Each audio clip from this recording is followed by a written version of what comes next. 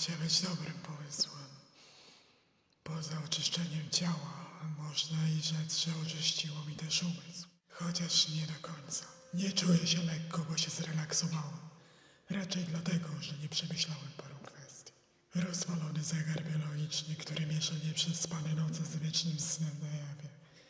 Nikłe posiłki i wysoka temperatura. Wystarczył moment, by nogi zrobiły się jak z waty, a obraz rozmazał.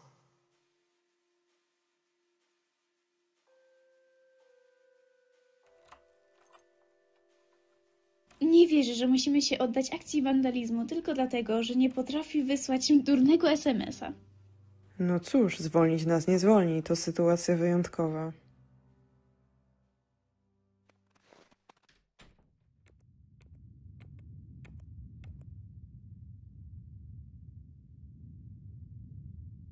Strasznie tu ciemno, on tu w ogóle jest, bo nie wygląda. Cicho. Za cicho. Może udał się na kolejne poszukiwania. Nie sądzę. On ostatnio i tak sobie odpuścił. Praktycznie nie wychodził z domu. Aleksio, pójdziesz na górę sam? Chyba nie sądzisz, że... Jak go ostatni raz widziałam, nie był w najlepszym stanie, więc wiesz... Mam nadzieję, że nie, ale... Jasne, zaczekaj tutaj.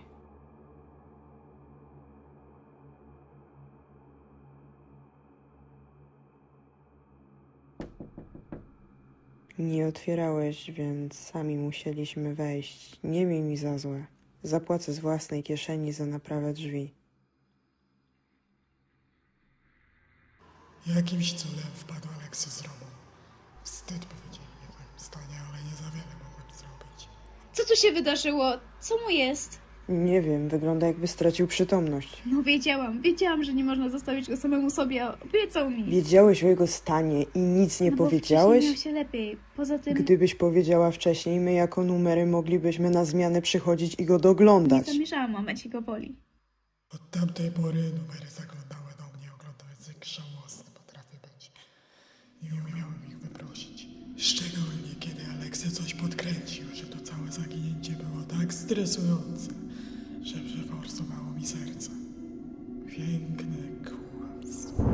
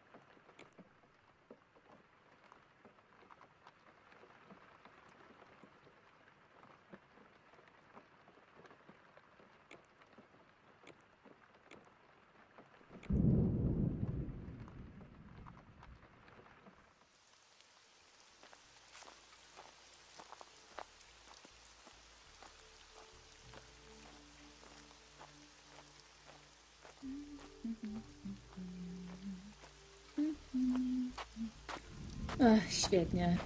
Na spacer w deszczu się pisałam, ale na burzę już nie. Lepiej się pośpieszę.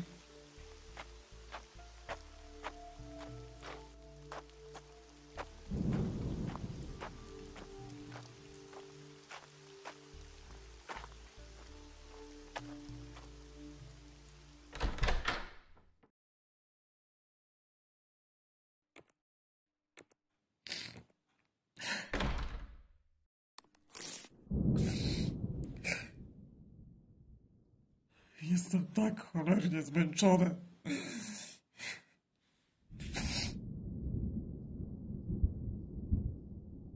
Ostatnim razem nie wyszło, bo miałem w głowie tego debila. Teraz tego debila nie ma.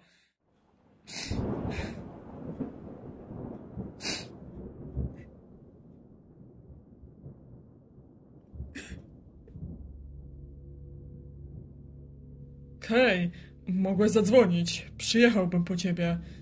Aż przemokłeś do suchej nitki. W porządku. Z cukru nie jestem.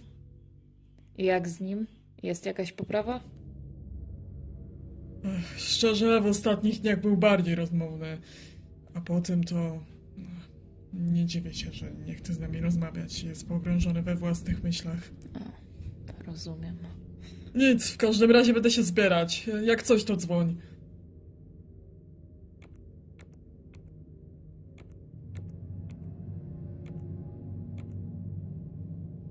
Jeden dobry strzał. Jedna dobra okazja. Skup się, chłopie.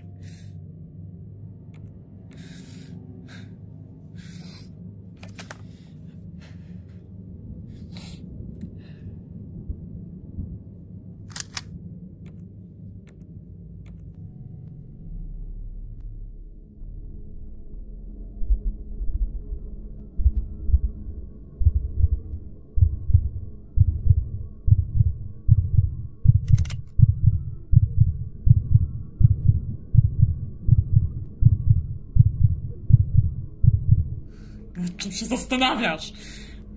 Jeden ruch i po wszystkim.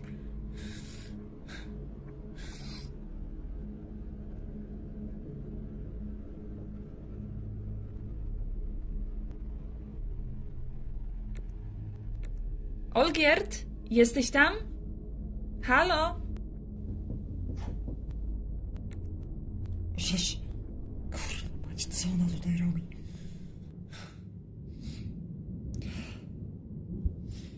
Olgierd, wiem, że tam jesteś. Otwórz te drzwi, bo zaczynam się niepokoić. Proszę cię, no. Nie zamknąłeś się bez powodu. A jakikolwiek by on nie był, to proszę, porozmawiaj ze mną. To dobrze, tylko daj mi chwilę. Masz otworzyć natychmiast, bo się o ciebie martwię. Chcę ci tylko pomóc.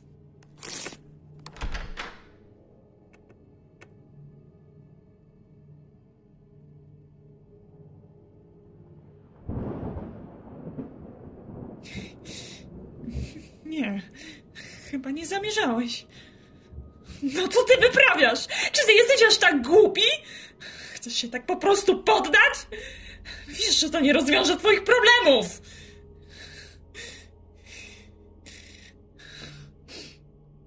Wszyscy próbujemy znaleźć tego twojego kolegę. Naprawdę się staramy. Nawet nie tyle, co dla niego, a dla ciebie. Bo to ciebie się boimy. Myślisz, że nie widzimy, jak depresja cię wyżera od środka? Jaką ruiną się stałeś?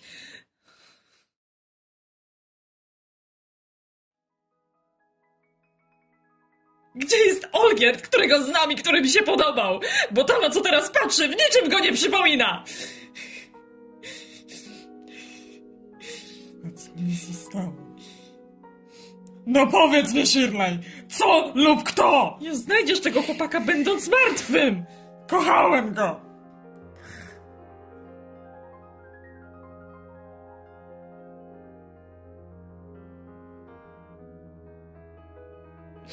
Wiem, że jest ci ciężko.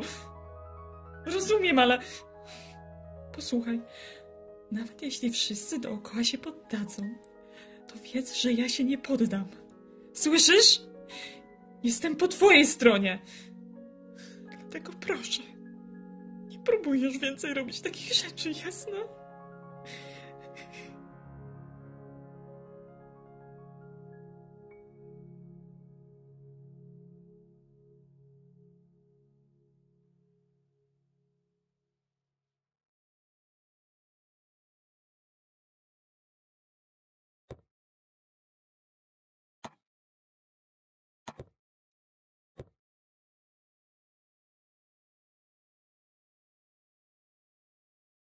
Teraz będziesz tu siedzieć?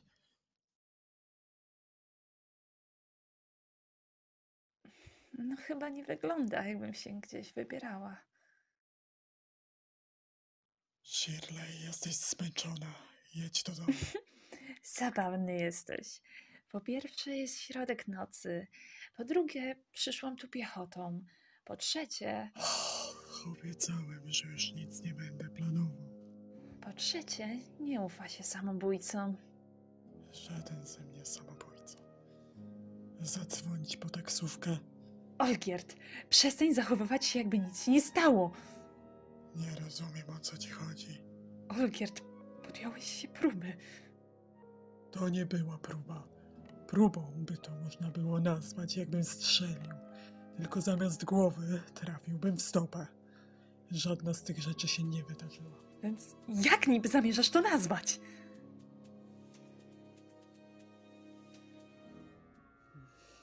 Sam nie wiem. Może po prostu być tchórzem.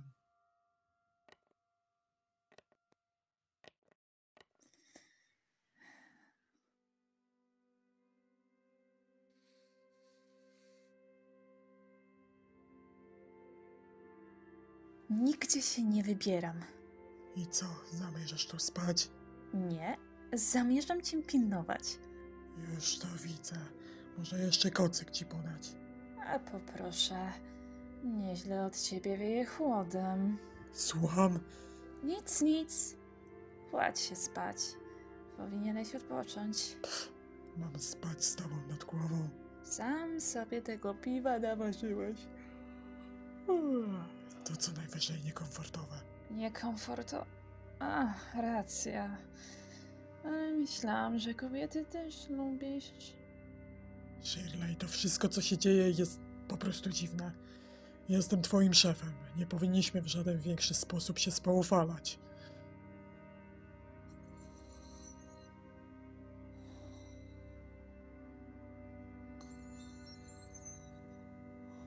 Aha, akurat tego słuchać nie chciałaś.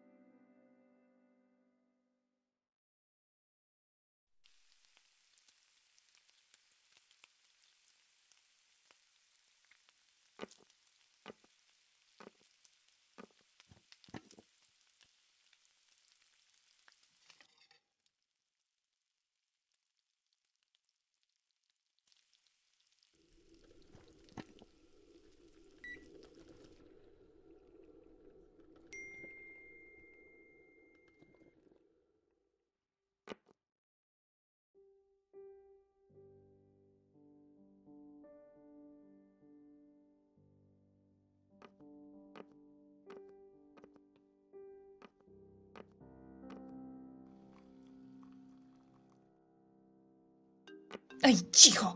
Ach, przecież... Przecież mogłeś odebrać.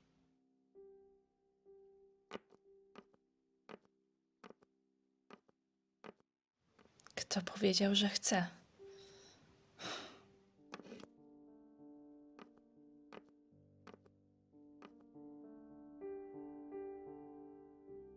Cześć. Jak się trzymasz? Hej, to raczej nie mnie powinieneś się o to pytać. W tej sytuacji również byłaś ważna. Nie na co dzień przeżywa się takie coś. Jak się czujesz? W porządku. No, wydaje mi się, że jest okej. Potrzebuję tylko odpocząć, przemyśleć co nieco, ale to nic szczególnego. Nie dziwi mnie to. Mogłaś zadzwonić w nocy, przyjechałbym. Nie było sensu. Poza tym to by go tym bardziej stresowało. Nie potrzebowaliśmy czuć się bardziej niekomfortowo. Jesteś naprawdę odważna. Zaraz tam odważna. Po prostu byłam w dobrym miejscu o odpowiedniej porze. Co nie zmienia faktu, że to było dla ciebie dużo. Idź do domu i odpocznij. Pamiętaj, że możesz ze mną o tym pomówić. Wiem. Dziękuję.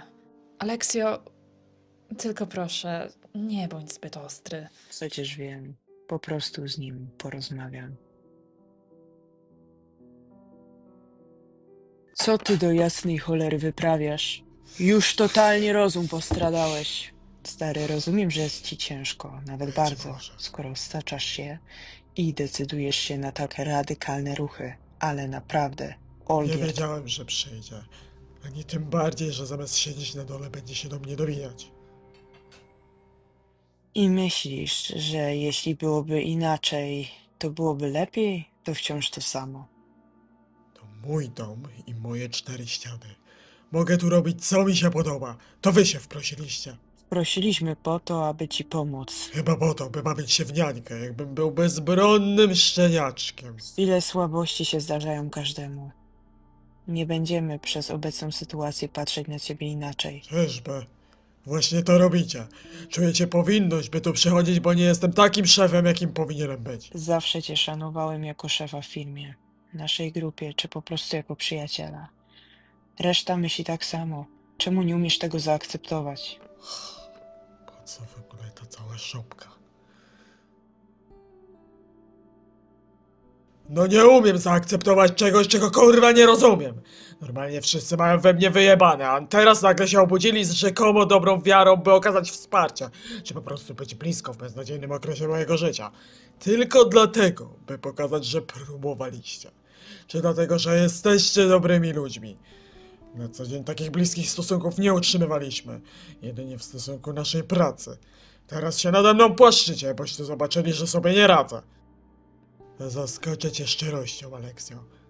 Przez wiele lat sobie chujowo radziłem, ale radziłem. Ostatnie to drugie nie wychodziło, więc stwierdziliście, że to już czas, by coś powiedzieć. Dopóki most się wali, to jest w porządku. Jak most się zawali, to już problem.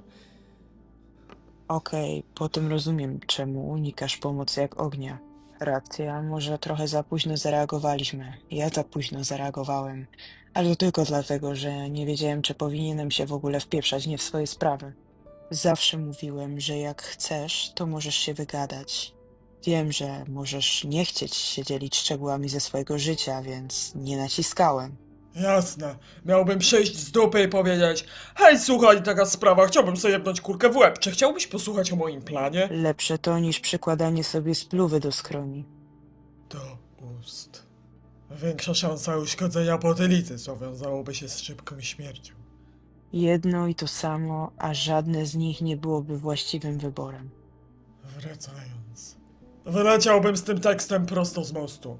Ty nie wiedziałbyś, co powiedzieć, bo to zbyt drażliwy temat, który jest dla ciebie niekomfortowy. Finalnie byś się wycofał, mówiąc, że to dla ciebie za dużo. Znam to. Znam aż za dobrze. Dlatego mam prawo się wkurwić, jak raz za razem widzę tę szopkę, gdzie próbujecie się wybielać, odkrywając ten zasrany performance pełen fałszywej troski.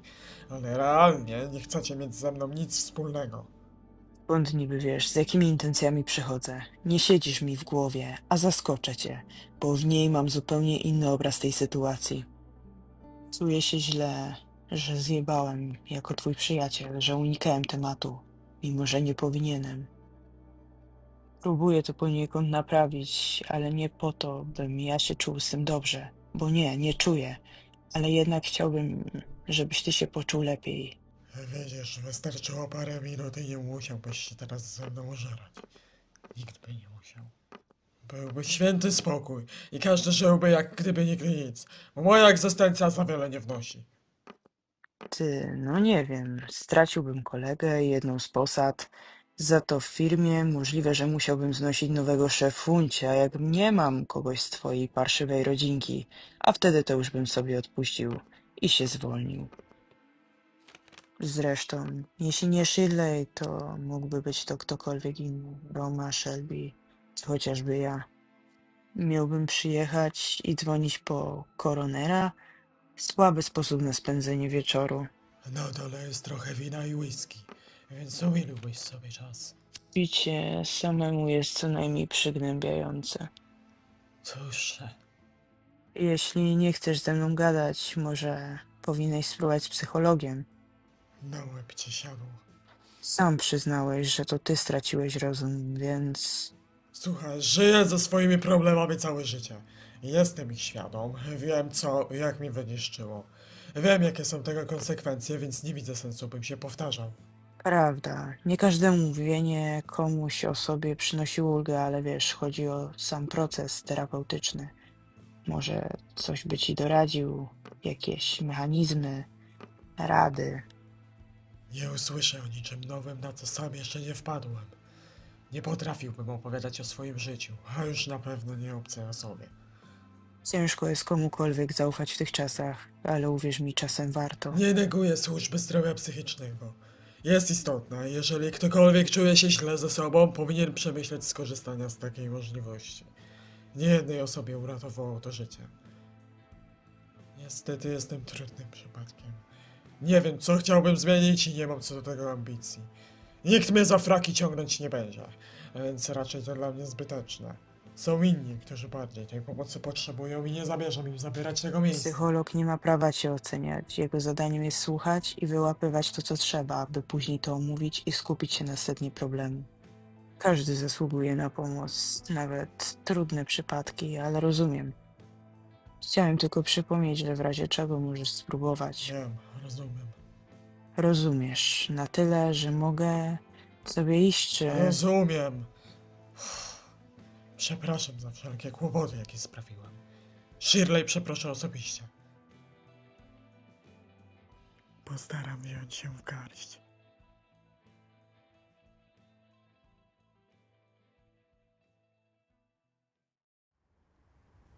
Czy zamierzałem wziąć się w garść? Nie. Przynajmniej nie na poważnie, bo nie potrafię. Zjadłem wszystko, co się dało. Nie nawalam nawet sam ze sobą. Wszystko się pieprzy, jebane domino. Ja nie mogę nic z tym zrobić, bo nie mam pierdolonej siły. Miałem trzymać prywatę z dala od roboty i chuja mi wyszło. Bridget miała rację. Jestem beznadziejny. To ja powinienem umrzeć, nie ona. Jakbym mógł, to oddałbym jej to moje zjebane życie. Nigdy nie lubiłem tej wrednej paskudy, ale może gdyby żyła, to karnewal by nie uciekł. Megan i Ashton by się o niego nie martwiły. Byłby bezpieczny, miałby kogoś u boku, nie to co teraz. Samotny i Bóg wie gdzie. Chociaż może się mylę. Czy przeprosiłem szczerze? Owszem. Nie chciałem stać się ciężarem dla kolegów z pracy. W końcu jesteśmy tylko kolegami. Nic im do moich decyzji i mojego życia. Stąd ta doza obojętności przenikająca się przez chęci. Może by chcieli coś zmienić, ale nie mogą. To dobijające. Ja sam nie jestem w stanie nic zrobić. Wkurwiam się na nich, zapominając, kto to tak naprawdę jest problemem. Szkoda. Mogłem mieć to już wszystko ze sobą. Teraz nie mogę. Aleksio by się obwiniał, że wyszedł. Shirley by to podkreślała. Oboje by czuli się winni. Sam nie wiem czemu. W zasadzie nic dla nich nie znaczę. Czy ja w ogóle coś dla kogoś znaczę? Ciężko się o tym myśli, ale odpowiedź brzmi nie. Tylko jemu zależało. Przynajmniej tak myślałem. Gdyby mu zależało, nie uciekłby. Wszyscy tylko uciekają. Trzymają się na dystans. Śmieszne. Aleksja mówi, że każdy potrzebuje kogoś. Każdy. Każdy poza mną. Na każdym kroku jest mi to przypominane. Co teraz? Cóż, pozostaje próbować odbudować iluzję i założyć swoją maskę.